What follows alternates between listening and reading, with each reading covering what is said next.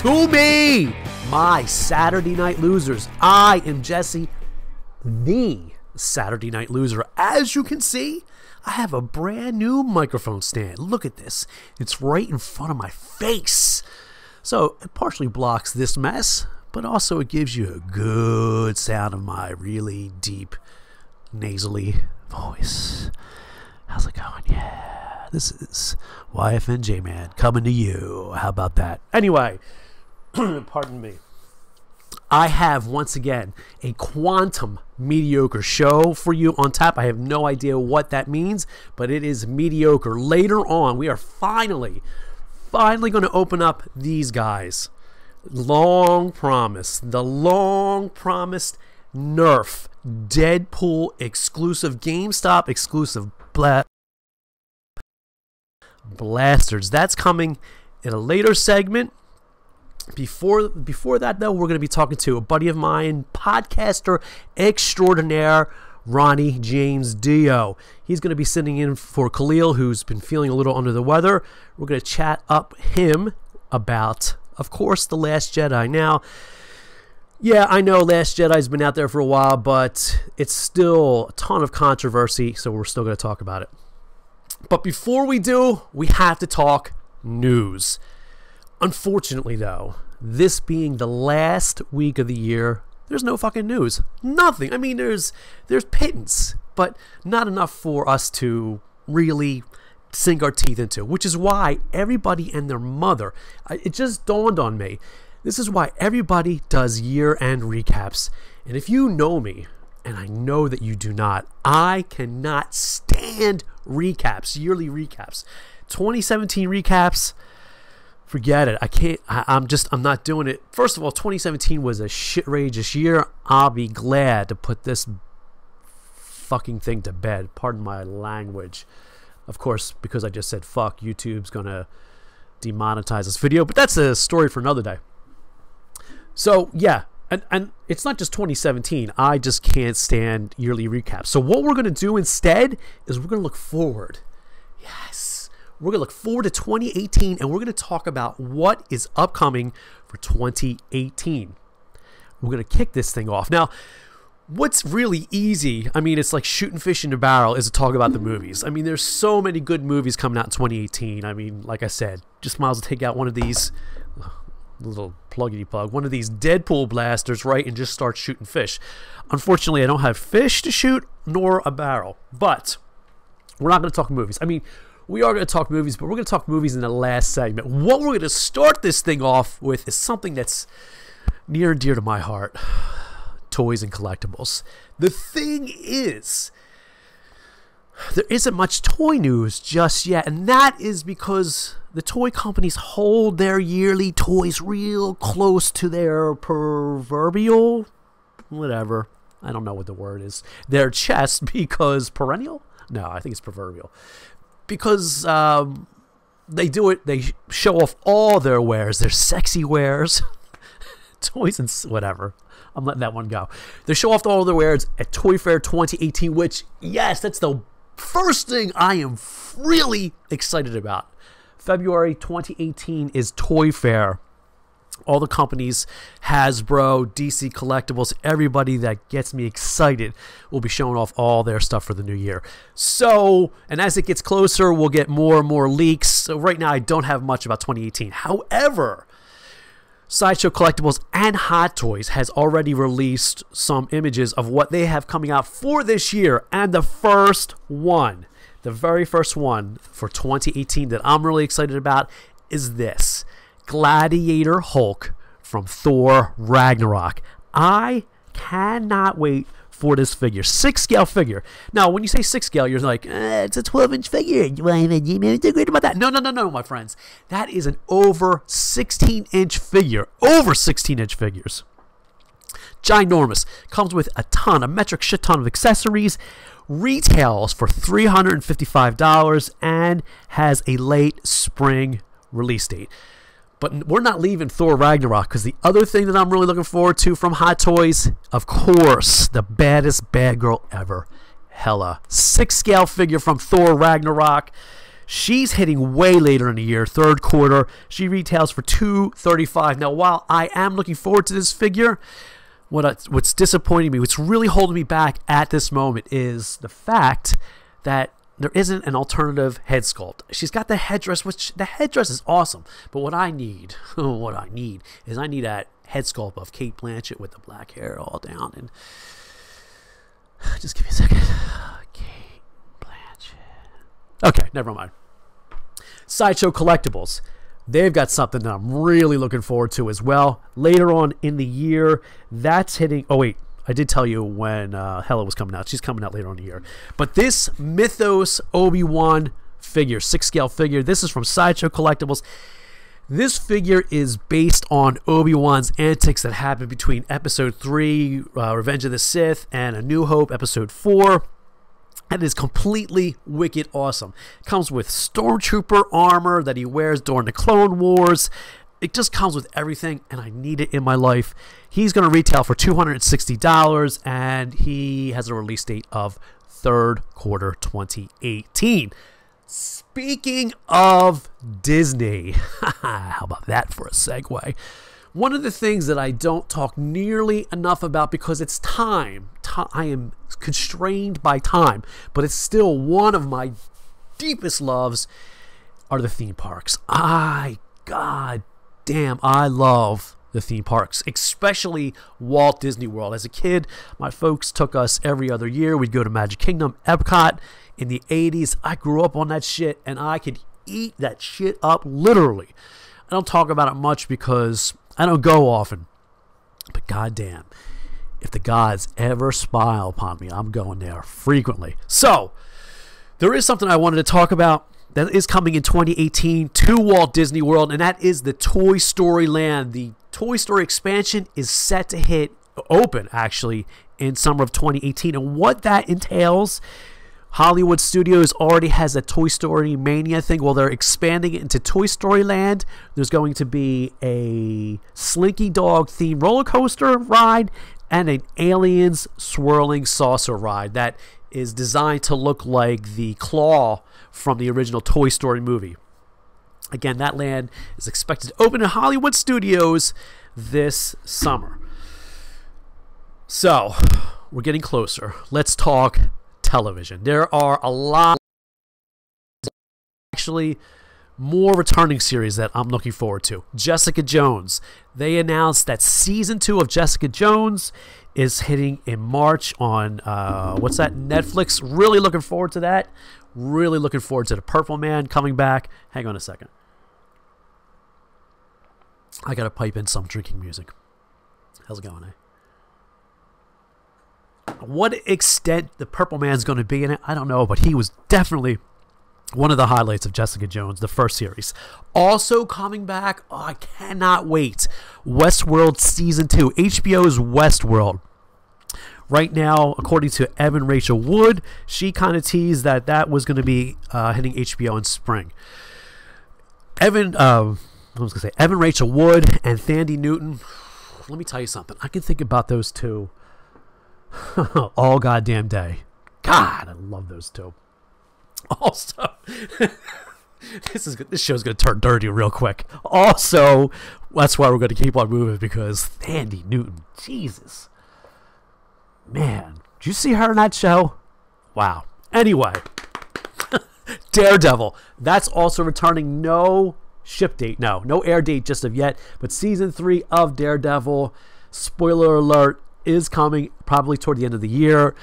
Yes, Daredevil did survive the Defenders. No, I didn't know that Daredevil might not have survived because I haven't even watched the Defenders yet. Yes, I know.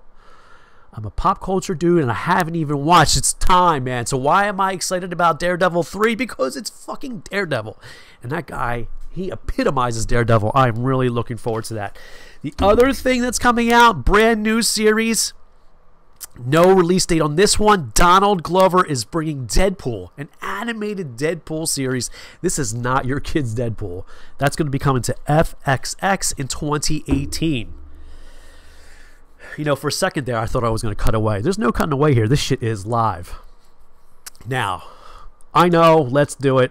movies. There are so many movies coming out in 2018, just like every other goddamn year the last couple years. I really feel like we're hitting peak pop culture, but who gives a shit?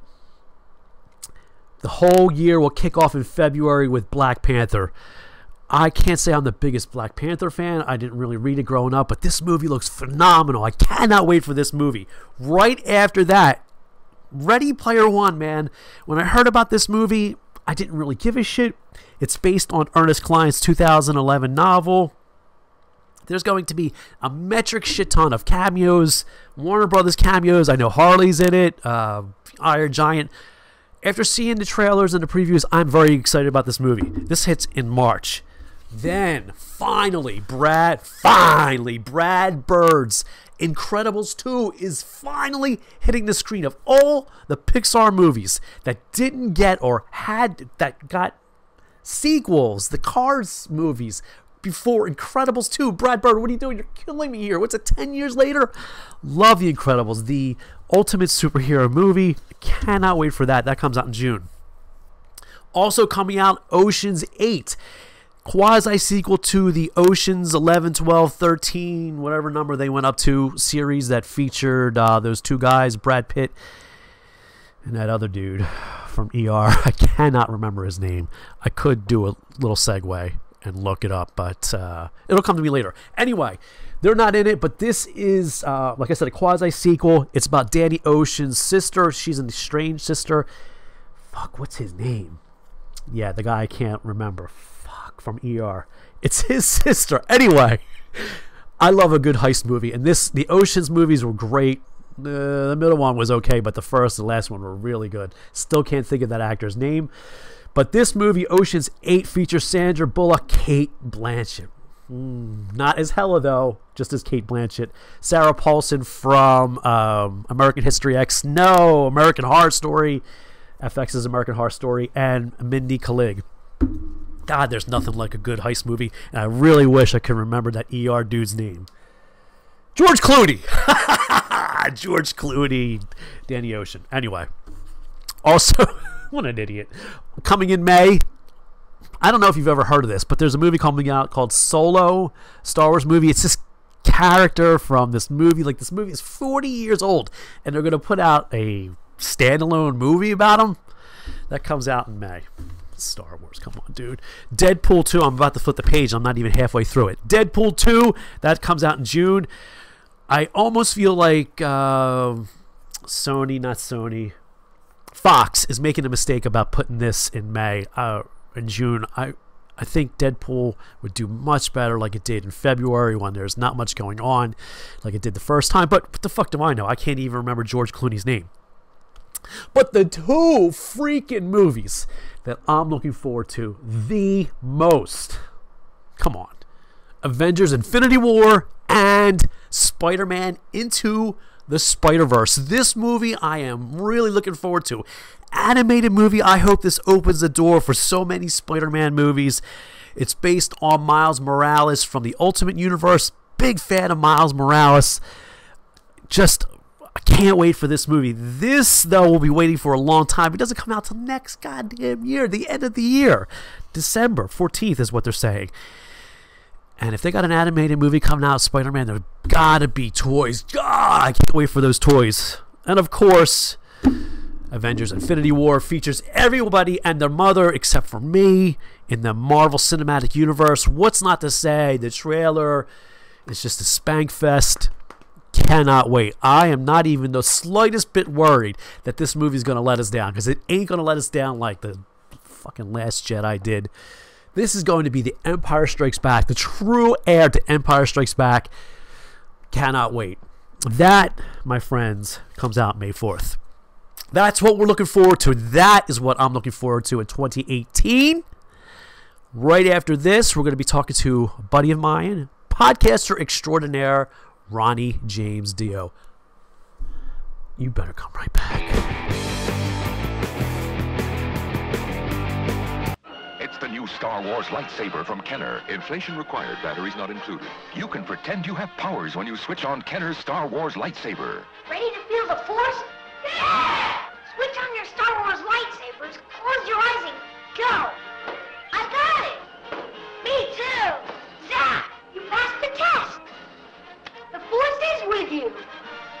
Star Wars lightsaber, new from Kenner. Balloons not included. Welcome back. We have a special guest for you today.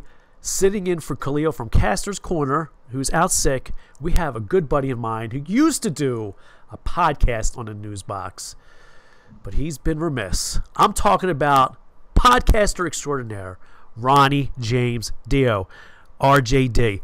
Hey man, how is it going? Go away. What do you mean? Come on, dude. What are you talking about?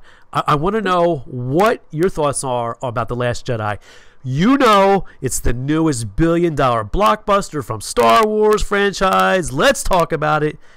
You know, like we used to on a Kick-Ass podcast that I already mentioned. Amazing. Every word you just said was wrong. Dude, you realize we're live here. This is not going to end the way you think it will. This has been the worst bit we've ever done.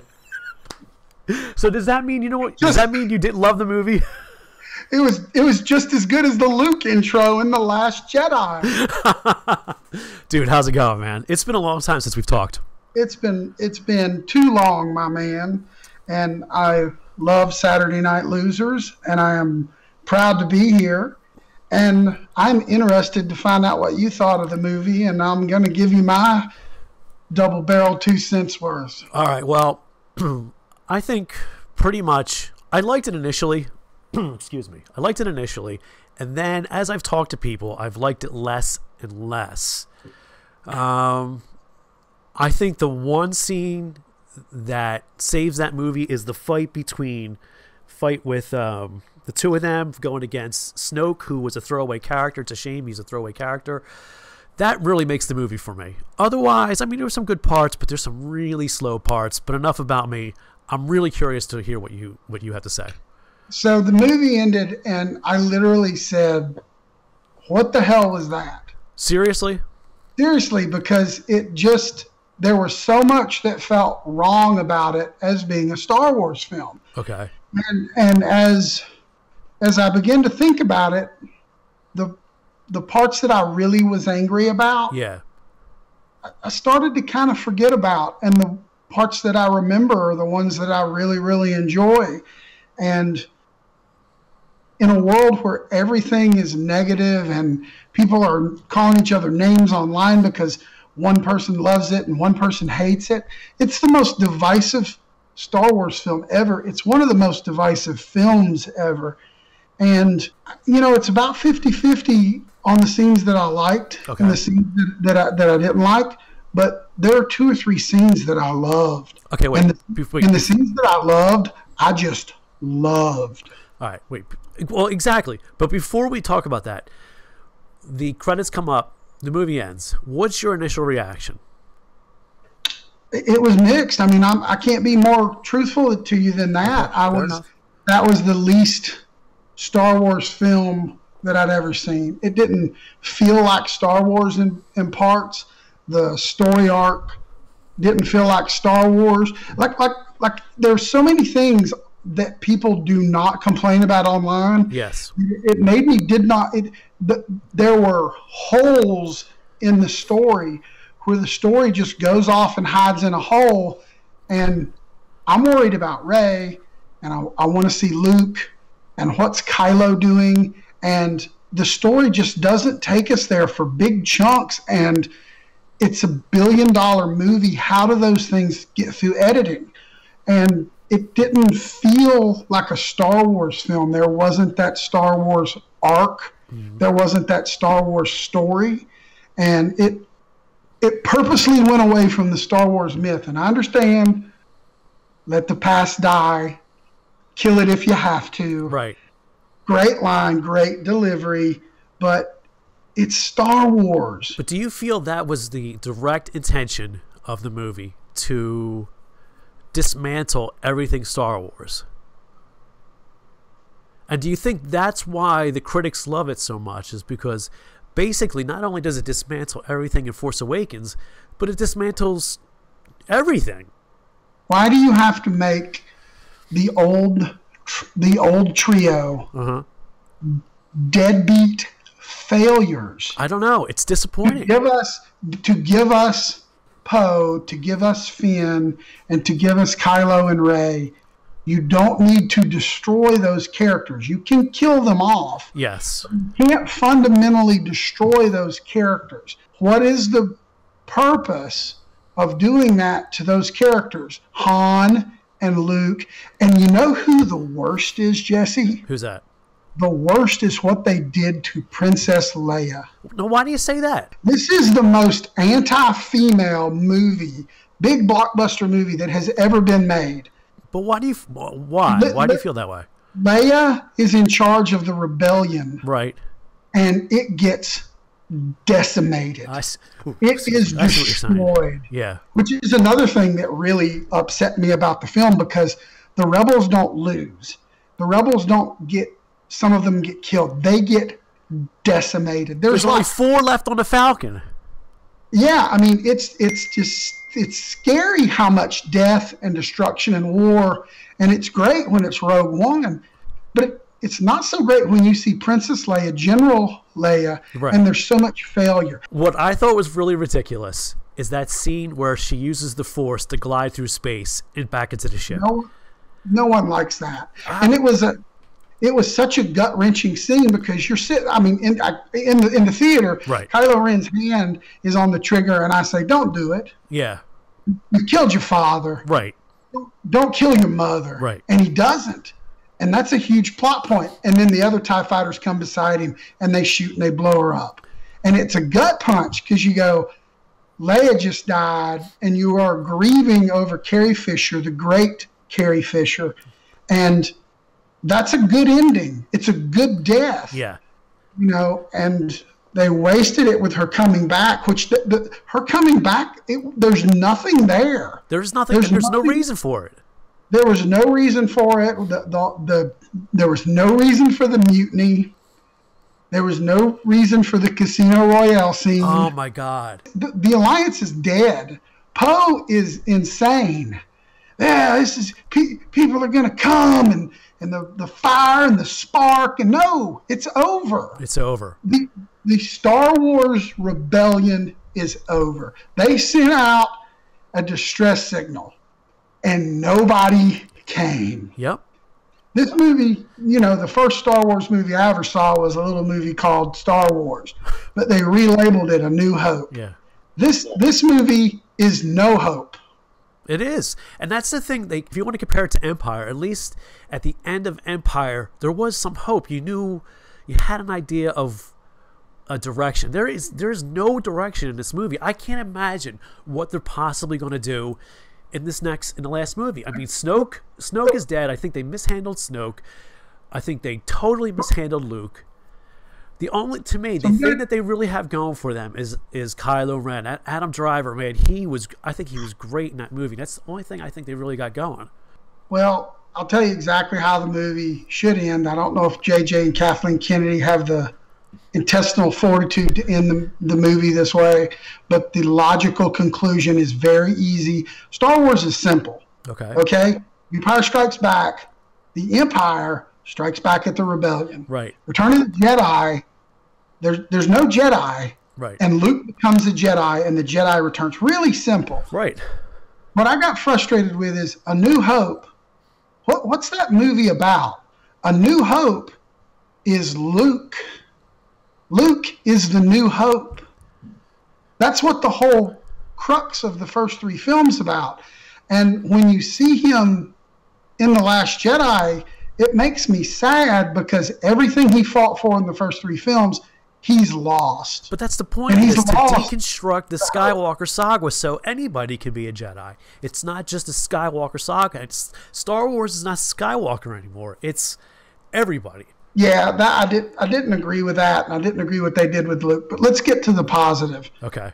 Mark Hamill gives an Academy Award worthy performance as Luke Skywalker. You think? I thought it was incredible, especially considering, he feels the same way as the hardcore fans do. Yeah. And they want Luke to be hopeful. They want to see Luke as the old Jedi. Right. I wanted to see the Jedi Unforgiven. Okay. I wanted to see Luke talk like William Money in The Unforgiven and say, I've never put a, I swore I would never pick up a lightsaber again in anger, and all these people have died because of the...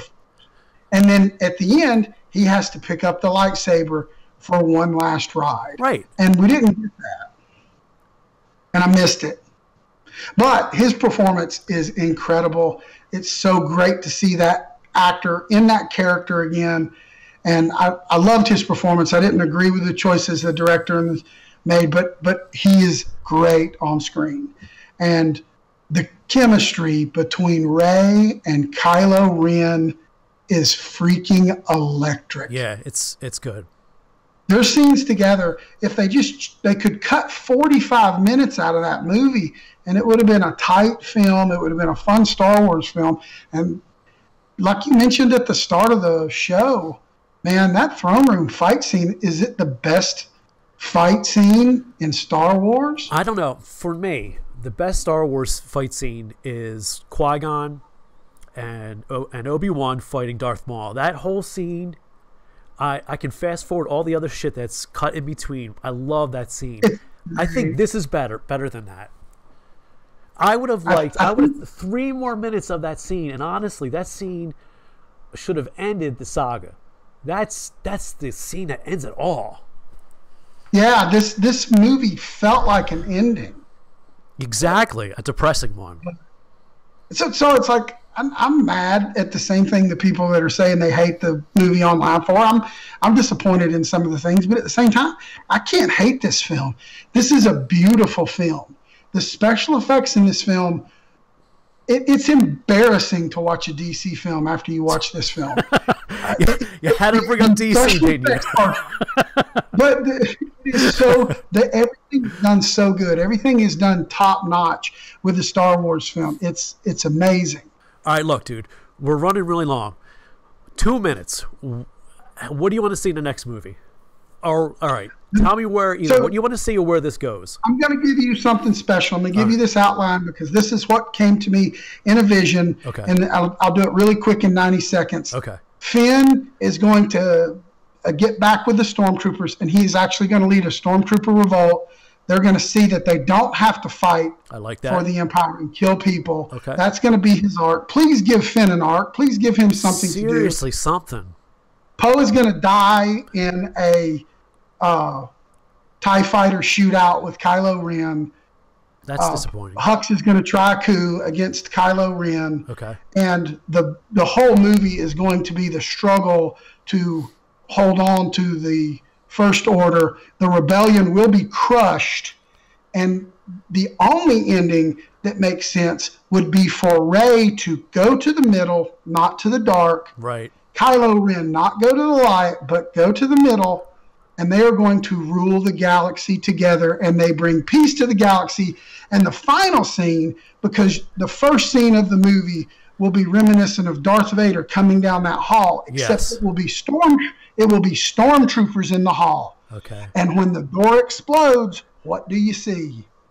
You see the purple lightsaber. Because Snoke is dead, so we need someone else on that poster that people recognize, and it is a wizened-aged Mace Windu. And Mace Windu cuts through all the stormtroopers. He is a huge part of this film until the end, when he turns his lightsaber on Rey, because he is the man that killed her parents. He is the man that is trying to end the bloodline of the Emperor, because she is Emperor Palpatine's granddaughter. I'm just trying to make sense of what we saw in the last movie, and I'd like it. Dude, I love where you're at. All right, bro. So, let me. I don't want to cut you short, but we are running long. No, thank you so much for having me. I appreciate talking. You come back on, all right? I'm available anytime, J-Man. All right, man. I'll talk to you soon. Thanks a lot. See you. Face it, you're either on one end of a Nerf weapon or the other. Time to choose. So, you better think about getting yourself a bow and arrow or a Nerf missile storm. Excuse me, don't you just love this? Or an arrow storm. Or a very good hiding place. Don't you get it? It's Nerf or nothing. Welcome back. It has been a long time. I've been talking about this thing for weeks now, and finally, we're going to crack open these. This is the long teased Nerf Deadpool Gamestop exclusive blasters. The thing is, I'm not going to open these live. I mean, that would... Actually, I will open them live. I have a bit. What we'll do is this. Let's crack these open. I'll open this box up right in front of you. Let me do this here. Let's go pull this right here, right? Like this. We'll have to open it this way because the camera's right there, right? We'll open it like this so you can get a look at the inside of it. Oh, exactly. You're welcome. Check this shit out. You want to see these things in action? Of course you do. Of course you do. Let's do this. Let's come back to me. I've already got a pre-filmed bit for you to watch. Check it out. Finally, my fellow Saturday Night Losers, the time has come. We are finally going to crack open the long-promised, how many weeks has it been? At least 3 weeks. The GameStop exclusive Deadpool blasters. Take a look at this set. Before we go anywhere, before we go any further, let's gaze at the beauty of the packaging. Now, I'm not one of these guys that's all into packaging and shit, but honestly, you gotta dig it. Deadpool on the cover, it's in a nice box, great graphics. What I dig the most about this, though, is all the Deadpool graffiti. You know, you see the two blasters, Deadpool, of course, but my favorite part, and it is, like I said, packaging, is that both blasters come with 5 rounds, 10 rounds in total. But they're not really rounds, they're balls. It's exactly what they are, balls. And that's what Deadpool has scratched out. Scratched out the rounds, it's calling it balls. Yeah, good stuff. All right, let's cut the bullshit and get this box open. Let's take a look at this thing. First, we see, of course, the blasters and a nice graphic of Deadpool holding said blasters.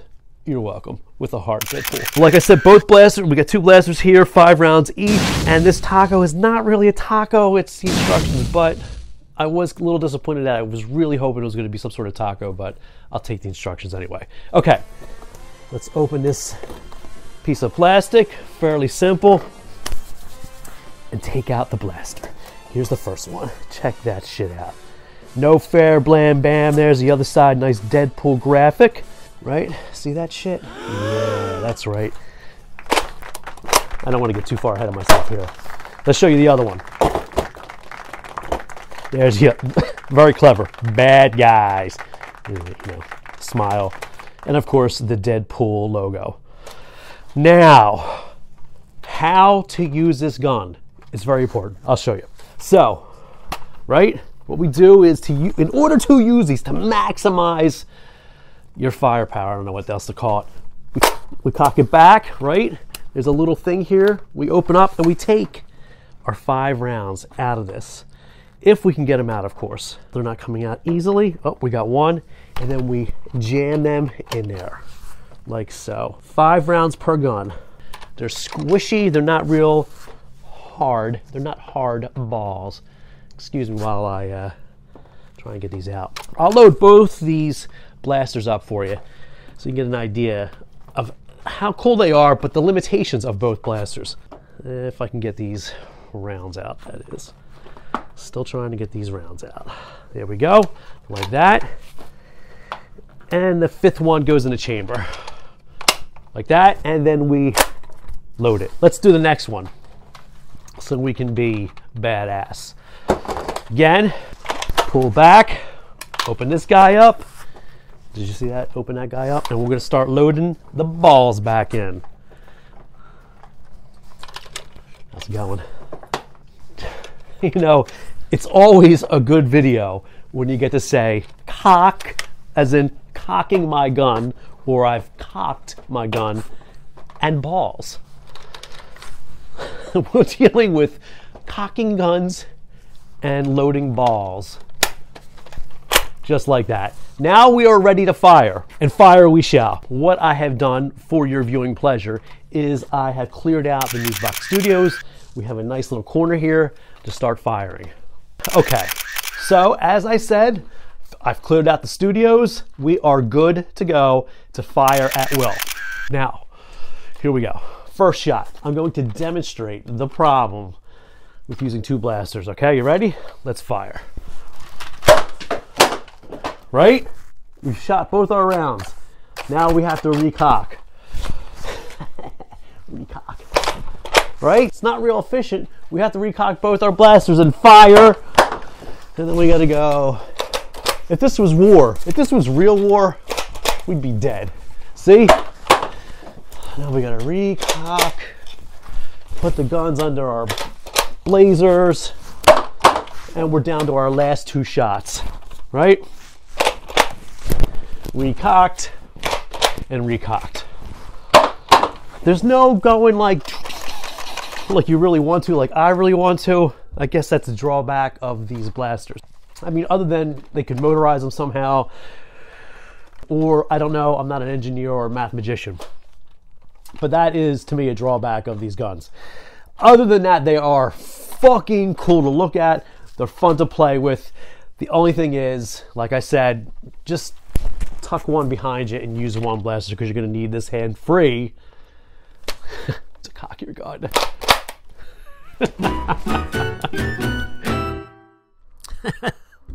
Wasn't that awesome? These things are awesome. The only thing that's wrong with them... Hold on. Let me give you a close-up. The only thing that's wrong with these son of a bitches is that they're not automatic. Or I got to keep, as I said in that video, cocking them. But whatever, dude. You got the gist. That is all the time we have for today. I'd like to thank myself for putting all of this shit together. I'd like to thank Ronnie James Dio, RJD. Check him out on Facebook for coming on, chatting about The Last Jedi. What's coming up? That's a great question. I'm glad you asked. There's a Red Chair show coming up. Exactly. We finally finished that one. I am back on track. What is the Red Chair show about this week? Let me see if I can just move my side here. Check that out. You see that right there? That, my friends. Let's lower the microphone. That, my friends, is a DC Collectibles Holiday Harley Quinn statue from DC Collectibles. I repeated it twice. That's coming up on the Red Chair show probably later on in the week. I don't know what we're going to be talking about on the next Saturday Night Losers. That's for you to tune in. So, that being said, tell your friends and tell your cranky grandmother to watch Saturday Night Losers. God, I got to come up with a better closer. See you next week. Bye.